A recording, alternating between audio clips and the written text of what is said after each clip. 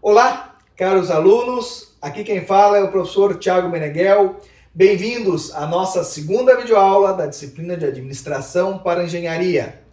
Na aula passada, nós falamos sobre o conceito de sistema. Se você não assistiu a videoaula, clique aí no nosso canal e assista a primeira videoaula sobre sistemas. Agora, nessa segunda videoaula, nós vamos falar sobre teoria geral dos sistemas, para depois, então, entender os conceitos de visão sistêmica na administração, ok? Então, venham comigo. Vamos lá. Como eu mencionei, na videoaula passada, nós falamos sobre o conceito de visão de mundo. Falamos também sobre o que é um panorama, sobre como que a abstração e a inferência permitem que a mente humana construa um sistema, pois um sistema é uma construção mental, é uma abstração. Nós então chegamos no conceito de sistemas. Sistema é uma construção mental de uma organização contendo uma coleção de objetos interrelacionados em uma dada estrutura, perfazendo uma totalidade, uma unidade, com uma funcionalidade que o identifica como tal, que dá sentido a esse sistema. Bom, visto esse conceito, nós então estamos prontos para entender o que é teoria geral dos sistemas. A primeira pessoa que cunhou esse nome e estabeleceu as leis iniciais da teoria geral dos sistemas foi o autor Ludwig von Bertalanffy, que lançou este livro aqui intitulado Teoria Geral dos Sistemas. E lá, nesse livro, o Bertalanffy afirma que sistemas de variadas ordens não são compreensíveis pela investigação de suas partes isoladamente. Concepções e problemas dessa natureza, ou seja, da natureza sistêmica, aparecem em todos os ramos da ciência, independentemente de se tratar de coisas inanimadas, máquinas, e por aí vai, organismos vivos, sistemas biológicos, por exemplo, ou fenômenos sociais, como a gestão organizacional. A primeira questão que nós temos que entender aqui, é que há uma grande divergência. Nós vamos conversar um pouco mais sobre isso na aula de hoje. Existem aí alguns cientistas que dizem que é impossível conhecer o todo, e que para resolver problemas eu preciso me especializar, eu preciso focar em uma disciplina, em um aspecto do problema para poder resolvê-lo. A teoria geral dos sistemas, ela vem por uma outra visão. Ela não nega que é impossível conhecer todos os níveis de todas as relações e todas as inter-relações. Mas ela diz que quando você também isola uma determinada análise através de uma única disciplina, através de um único ponto de vista, isso também não é real. Então, se é impossível chegar à totalidade da realidade, melhor seria, pelo ponto de vista da teoria dos sistemas, você entender que essas inter-relações existem e que não é apenas um fator que causa um determinado efeito, que isso pode ter aí multifatores por uma questão sistêmica, certo? Então, a grande questão aqui desse slide, desse início, é dizer que existem questões, existem problemas que não podem ser resolvidos por uma certa especialidade, por uma visão restrita. Ela precisa de uma visão mais abrangente, mais holística, mais sistêmica. Muito bem. O Bertalanffy ainda diz o seguinte: existem modelos, princípios e leis que se aplicam a sistemas generalizados ou suas subclasses, né, subsistemas e por aí vai. Qualquer que seja seu tipo particular. Então não importa se é máquina, não importa se é animal, não importa se é um sistema social, não importa seu tipo particular, a natureza dos elementos, né, que os compõem e as relações ou forças que atuam sobre eles. Existe, né, deste modo, uma nova disciplina chamada Teoria Geral dos Sistemas.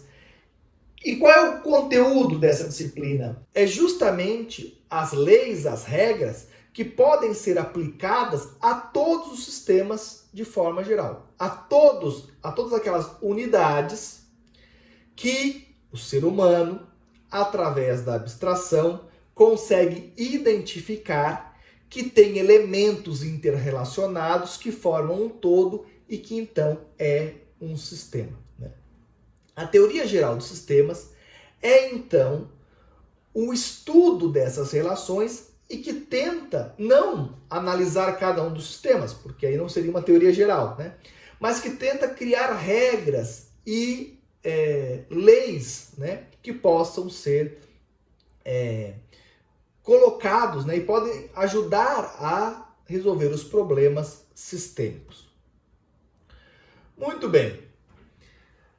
Aqui agora, né, eu gostaria de avisar, né, os alunos que essa não é uma disciplina de teoria geral dos sistemas, né? Então, se nós tivéssemos, por exemplo, num curso da área de tecnologia, como ciências da computação ou outros, né, poderia ter uma disciplina inteira da área, né, de teoria geral de sistemas. E aí nós íamos estudar TGS, né? Eu, no meu doutorado, por exemplo, fiz disciplinas da área de TGS.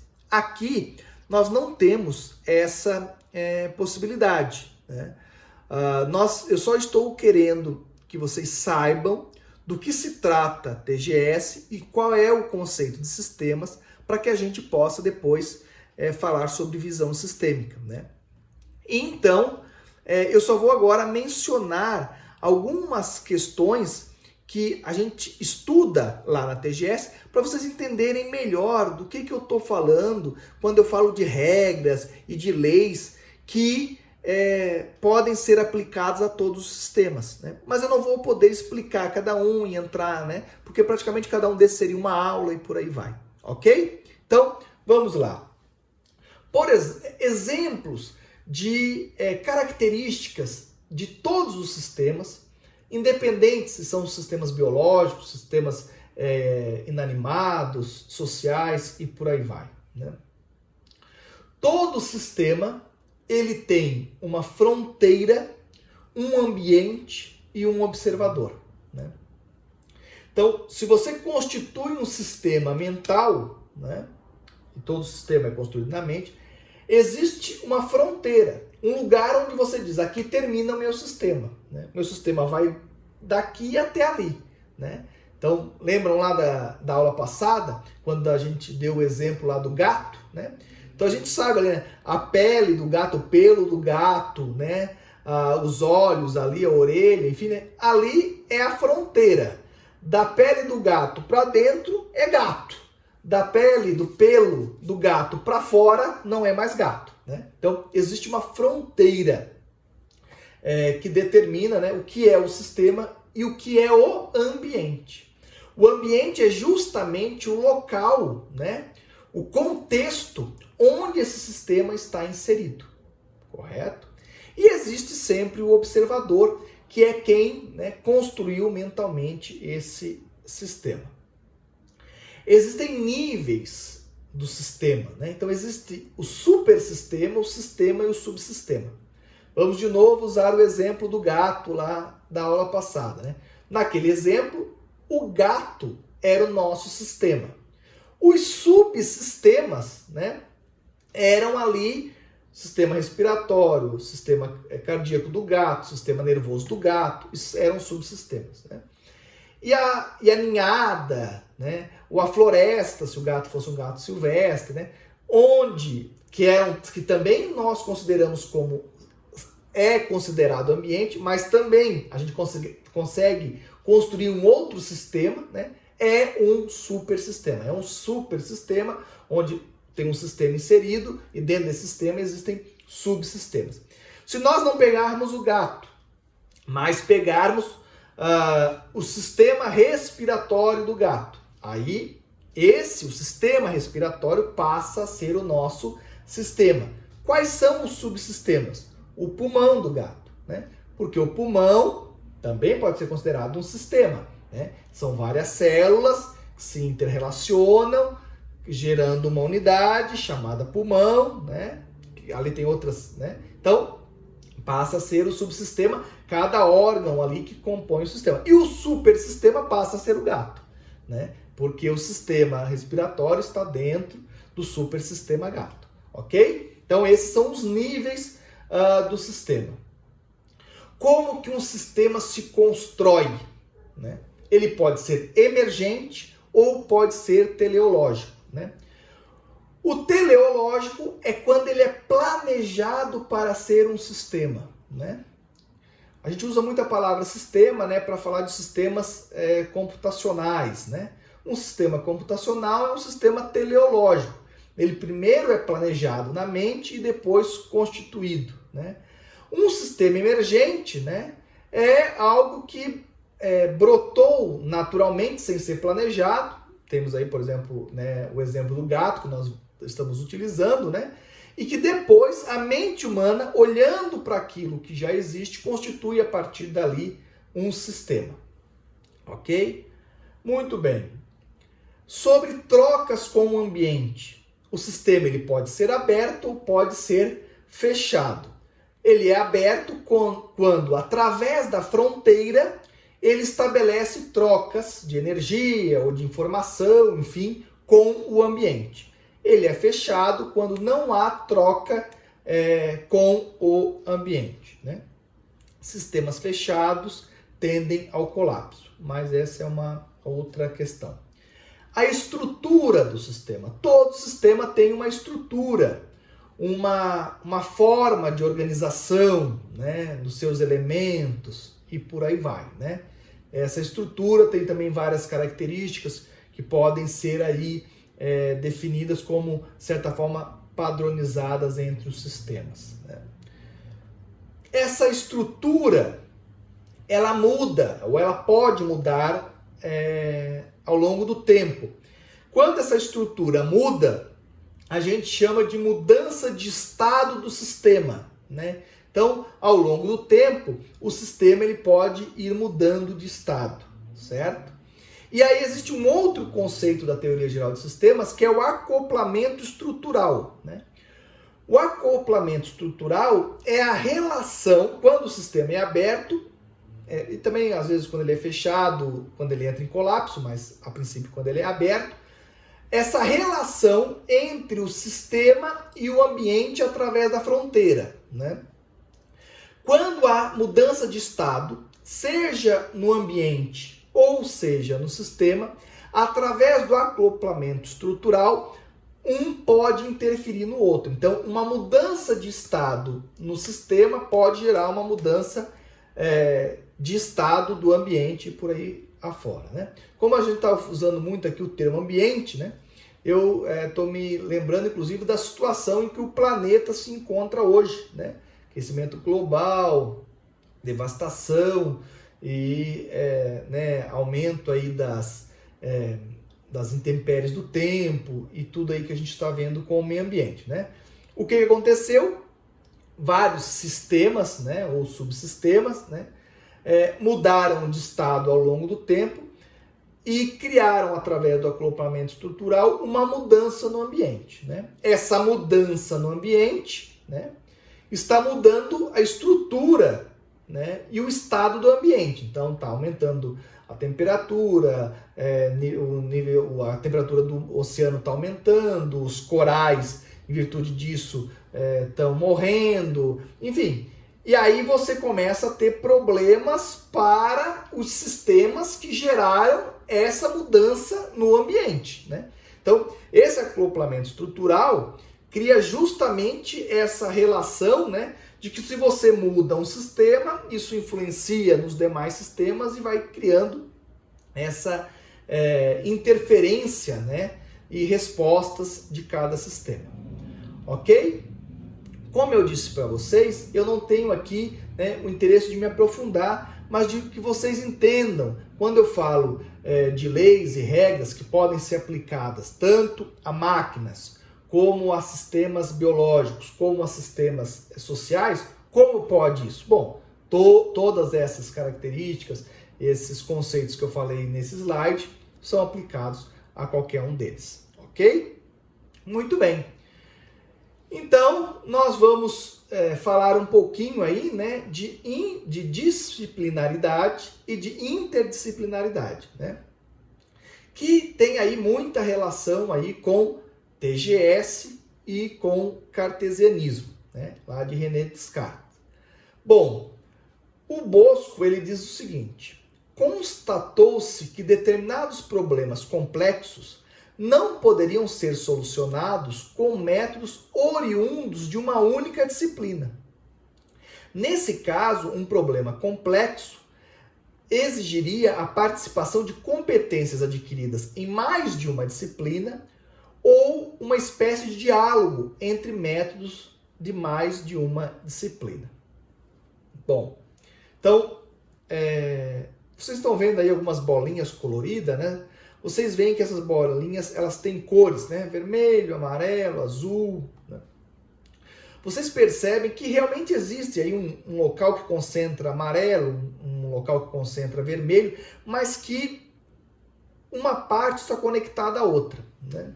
Então, por exemplo, quando nós temos um problema na empresa, né? Já trazendo aí para a nossa próxima aula, que nós vamos falar de visão sistêmica, né? Quando nós temos um problema na empresa, né? Vamos pensar aí de fluxo de caixa, né? Muitas vezes esse problema não pode ser solucionado apenas pelo pessoal do departamento financeiro, né? Por quê? Porque os custos de produção, de estoque, os custos de marketing, o pessoal, os encargos de salário, as promoções, todos os outros setores da organização impactam nessa questão, nesse problema, vamos chamar assim, né? Também lá um problema na produção, né? É muito difícil fazer o produto nesse formato, seria mais fácil para as máquinas e tal fazer de um outro modelo, né? O engenheiro de produção, ou enfim, né, não pode tomar essa decisão sozinho muitas vezes, né?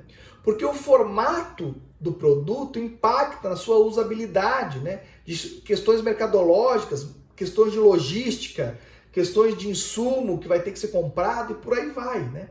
Então, os problemas organizacionais são problemas sistêmicos e têm que ser entendidos dessa forma, né?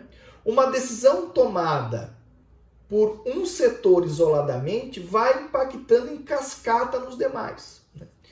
Então, nós precisamos ter esse entendimento das questões sistêmicas, né? E entender que alguns problemas são complexos, né?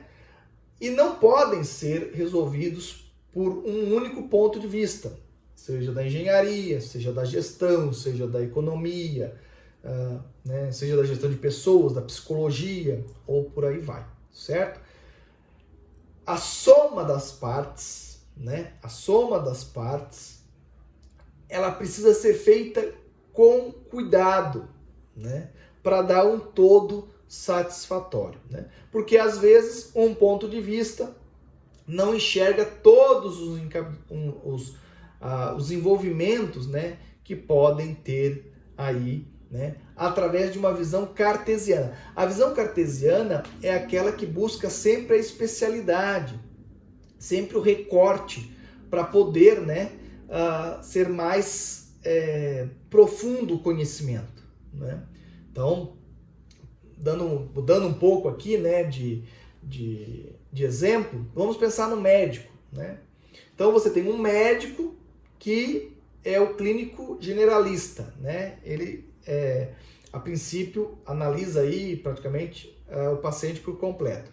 Mas existe o ortopedista, que a princípio é só questões né, ossos, juntas, né, articulações, né, e tal, né? Agora você tem, né, o médico ortopedista especializado em joelho, né? Então, assim, vai especializando, especializando, especializando. Isso é uma visão cartesiana, especializar para aprofundar e resolver aquele problema, certo? É evidente que um médico especialista em joelho, né, ele vai ter maior conhecimento, né, sobre aquela parte do corpo. Qual é a questão que traz a teoria geral dos sistemas, né? É que muitas vezes aquele médico, né, ele vai tratar só daquele problema do joelho e ele não identifica, né, por exemplo, que o problema do paciente tem aí a ver com estresse de trabalho, tem a ver com questões emocionais, ou ele olha, o que está com problema no joelho, eu vou tratar o joelho. Às vezes, né, ele dá um remédio para tratar o joelho. Aí esse remédio ataca o estômago. Aí o paciente vai num gastro, né? E aí o gastro não olha o paciente como um todo e vê que ele está tomando um remédio. Não, ele olha o problema do estômago e dá um remédio para problema no estômago. Dá alguns dias, né, aquele paciente apresenta um problema de dor de cabeça ou nos rins, né? Aí ele vai num outro médico para resolver aquele outro problema causado por aquele remédio que foi causado, certo?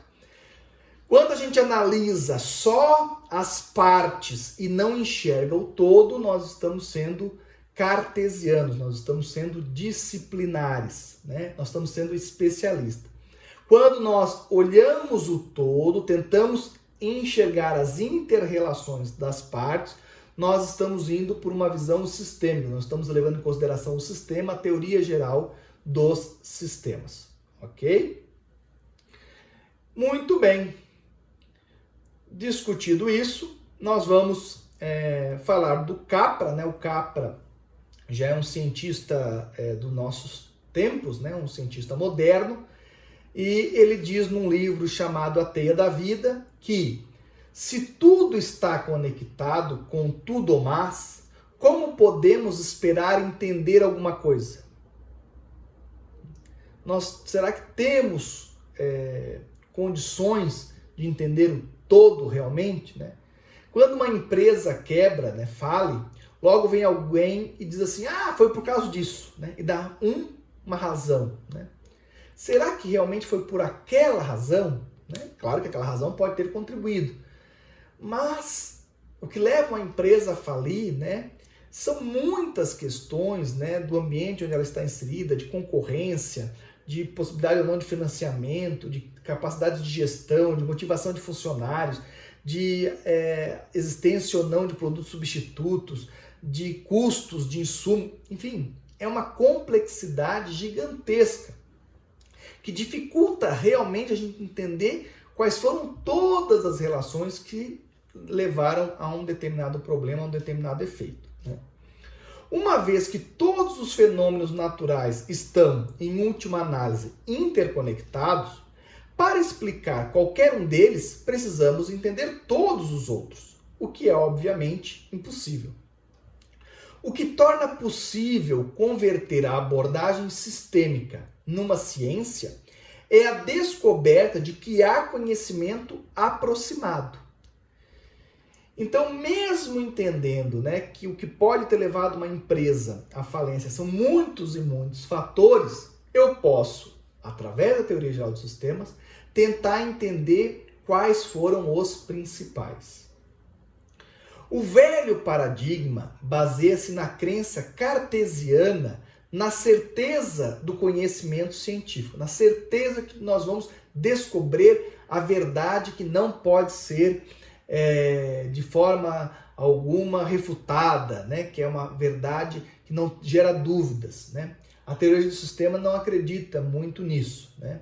O novo paradigma é reconhecido que todas as concepções e todas as teorias científicas são, de certa forma, limitadas e, de certa forma, aproximadas.